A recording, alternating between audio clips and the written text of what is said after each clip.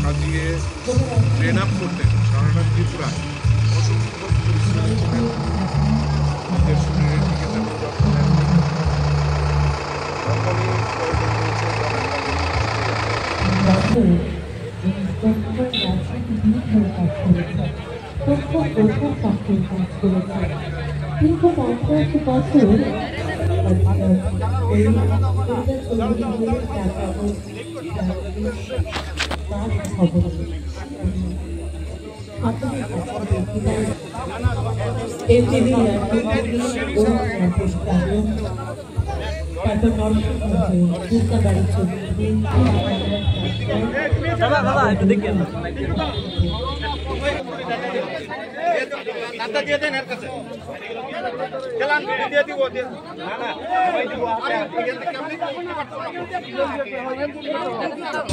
সচল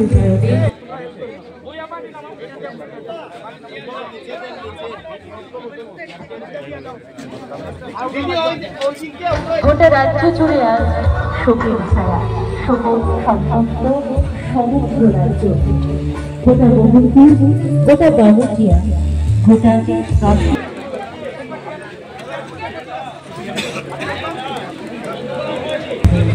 রামনগর এলাকা জুড়েও শোকের ছায়া।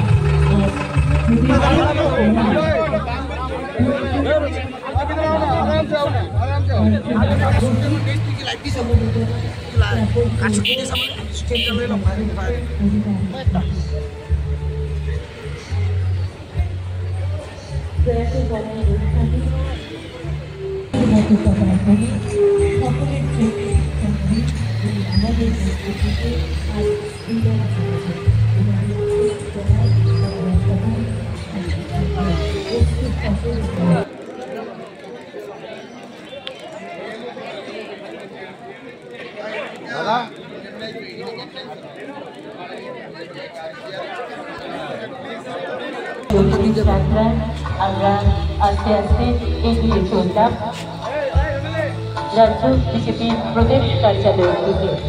ওনার এই অন্তিম যাত্রার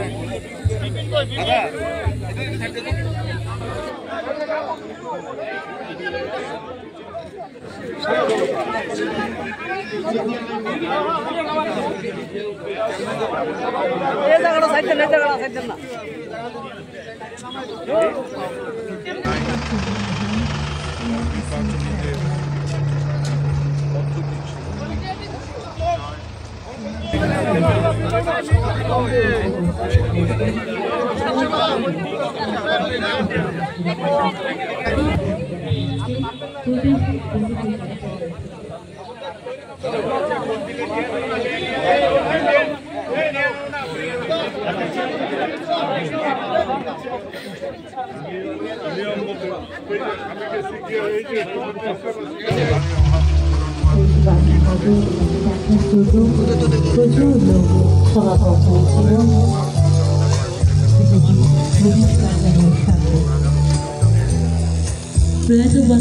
কিভাবে পূরণ করছেন? দেখুন, কোনো মানুষের যাওয়াটা ঘাটতি পূরণ তো সম্ভব নয়, কিন্তু এটা বলতে পারি একজন দক্ষ কার্যকর্তা ছিল। শুধু কার্যকর্তা নয়, এরকম রাজনৈতিকভাবে এত দক্ষ কার্যকর্তা, ইলেকশন পরিচালনা বা ইলেকশন ম্যানেজমেন্ট এটা এত সূক্ষ্মভাবে তিনি করতেন। এটা আমি আমার জীবনে, রাজনৈতিক জীবনে এটা বোধহয় প্রথম ব্যক্তি যাকে দেখেছি আমি উত্তর জেলার থেকে একদম দক্ষিণ জেলা পর্যন্ত 7টা বিধানসভার বিভিন্ন ইকুয়েশন, সেখানে রিজার্ভেশনই হোক, পঞ্চায়েত নির্বাচন হোক, পঞ্চায়েত সমিতি, জেলা পরিষদ বা বিধানসভা লোকসভা নির্বাচনে সেই বুথগুলোকে ম্যানেজ করা, সার্বিকভাবে বলতে পারি একজন দক্ষ কার্যকর্তা আমরা হারিয়েছি। এটা পূরণ হওয়া সম্ভব নয়। তো আজকের দিনে একটাই বলবো যে পরিবারের যারা রয়েছে তাদের প্রতি আমাদের সমবেদনা, আমাদের ভারতীয় জনতা পার্টি তাদের পরিবারের সঙ্গে রয়েছে। আর উনি যাওয়াটা ভারতীয় জনতা পার্টির জন্য একটা বড় ক্ষতি হলো। এইরকম লোক তৈরি করা, এরকম লোক পাওয়া খুব কঠিন আজকের দিনে। আপনি কি মনে করেন একটা রাজনৈতিক নক্ষত্রের পতন হয়েছে? দেখুন, উনি যদিও নির্বাচনী রাজনীতিতে যেতেন না, কিন্তু তিনি ম্যানেজমেন্ট, যেটা বললাম রাজনৈতিক ভাবে ম্যানেজমেন্ট যেভাবে তিনি করতেন, তিনি একজন ভালো দক্ষ কার্যকর্তা। তিনি নেতা তৈরি করতে পারতেন। তিনি নিজে যদিও জনপ্রতিনিধি হিসাবে সভাধিপতি এবার তিনি নির্বাচিত হয়েছেন, কিন্তু ওনার জীবনের একটা বড় সময় নেতা তৈরি করতে তিনি সময় দিয়েছেন। ভাষা আমার নেই, কারণ অন্যদের চাইতে সম্পূর্ণ আলাদা চরিত্রের ছিলেন বলাইবাবু। আমরা দীর্ঘ পথ পরিক্রমা করেছি একই সাথে, বিশেষ করে একজন দক্ষ সংগঠক এবং আইন কানুন সম্বন্ধে, নির্বাচনী আইন এবং অন্যান্য দিকে অত্যন্ত দক্ষ তিনি ছিলেন।